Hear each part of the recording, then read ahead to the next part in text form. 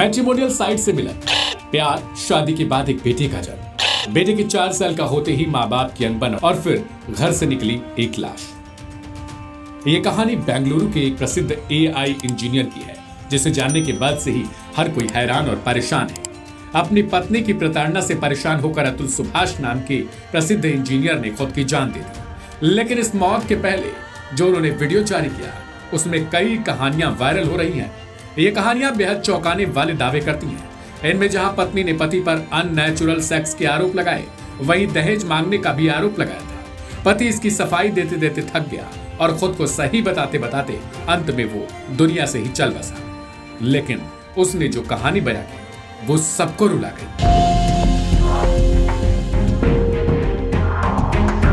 कहानी की शुरुआत होती है यूपी के जौनपुर की निकिता सिंघानिया नाम की एक लड़की से, जिसकी मुलाकात मैट्रिमोनियल साइट के सहारे बिहार के अतुल सुभाष नाम के युवक से हुई। दोनों ने शादी की और महज कुछ ही सालों में दोनों को एक बेटा हुआ। साल दर साल बढ़ने के बीच ही दोनों में अनबन शुरू हो गई और साल 2024 आते आते अतुल ने पत्नी निकिता से परेशान होकर अलग होने का फैसला लिया। लेकिन आरोप है कि पत्नी ने अपने मेंटेनेंस के नाम पर पैसे ऐंठने शुरू कर दिए थे। अपनी मौत से पहले अतुल ने 23 पन्नों का एक नोट लिखा। इसमें उन्होंने अपनी पत्नी, सास, साले और पत्नी के अंकल पर गंभीर आरोप लगाए। अपने वीडियो में अतुल ने बताया कि उन्हें और उनके परिवार को दहेज प्रताड़ना, हत्या की कोशिश, घरेलू हिंसा और अप्राकृतिक सेक्स जैसे फर्जी मामलों में फंसाकर परेशान किया गया।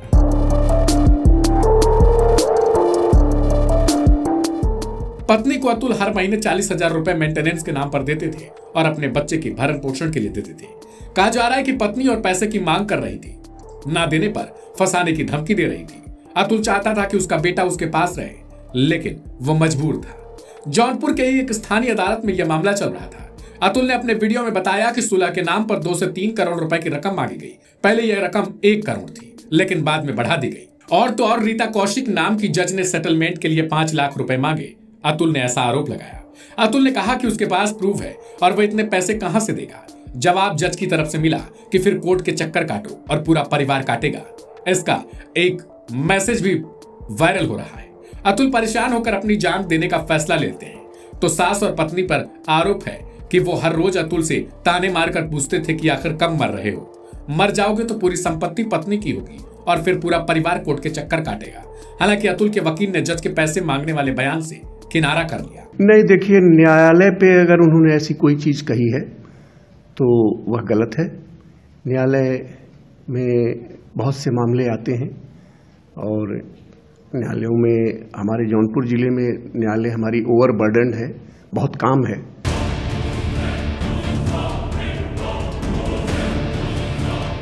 बहरहाल अतुल ने अपने अंतिम वीडियो में गुहार लगाई कि उसकी लाश के पास उसकी पत्नी को फटकने तक न दिया जाए और अगर इंसाफ ना मिले तो फिर उसकी अस्थियों को कोर्ट के सामने गटर में बहा दे।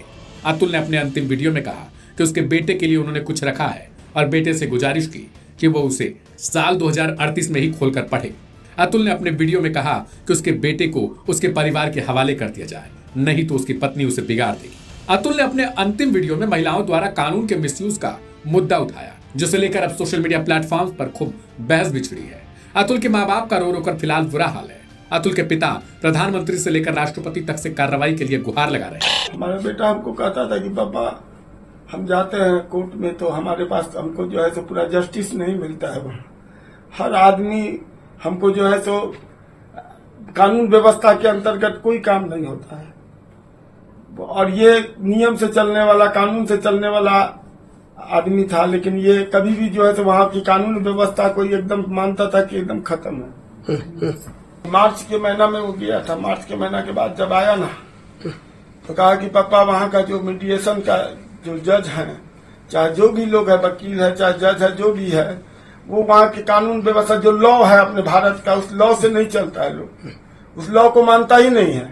जो ये बता रहा था कि इस धारा में ये लॉ होना चाहिए, तो वो उसको हाई कोर्ट के, सुप्रीम कोर्ट के लॉ को भी नहीं मानता था। उनको कुछ नहीं, उनको तो 40 बार बेंगलोर, कम से कम 40 बार गया होगा बेंगलोर से जौनपुर, और माने इतनी धारा उस पर एक खत्म हो जाता था केस तो दूसरा लगा देती थी।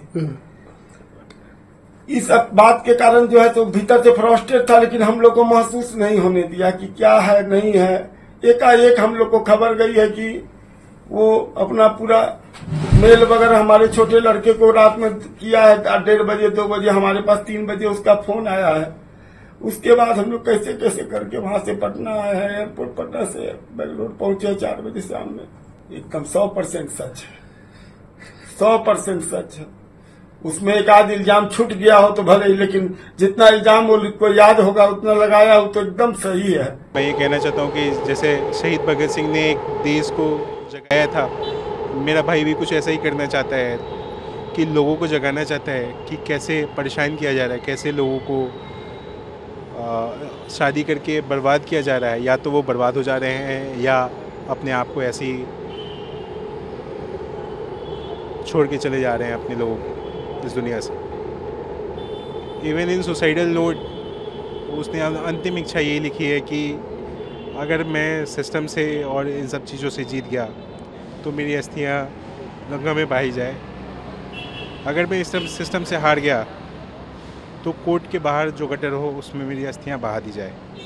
मैं उनका चचेरा भाई हूँ और वो मेरे चाचा के लड़के थे। उनका घर यहीं पूसा रोड कहीं बाजार में है और यहीं से पढ़ के वो इंजीनियर बने और बेंगलोर में सर्विस कर रहे थे।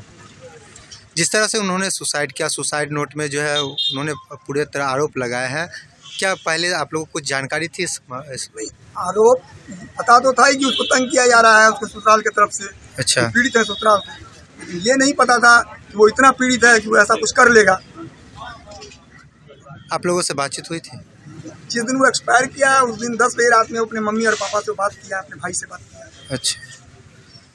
इनके पिताजी पे केस था तो आप लोगों को जानकारी था केस के बारे में? ये फैमिली केस था तो केस लोग लड़ते हैं तो उसकी जानकारी क्यों रखेगा? लोग सब अपने अपने काम में अपने अपने लोग लगे हुए हैं, अपना केस देख रहे हैं।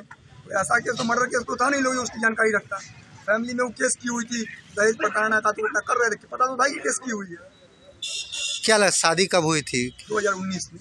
मेरे बच्चा को इंसाफ दिलवा दीजिए, बस और कुछ नहीं चाहिए। मेरे बच्चा को इंसाफ दिला दीजिए, मेरे बच्चा को इंसाफ दिला दीजिए।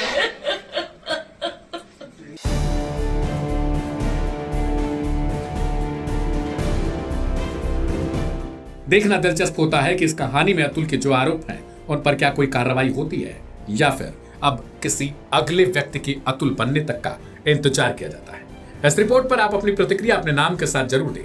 अगले वीडियो में हम आपके नाम के साथ उसका उत्तर जरूर देंगे।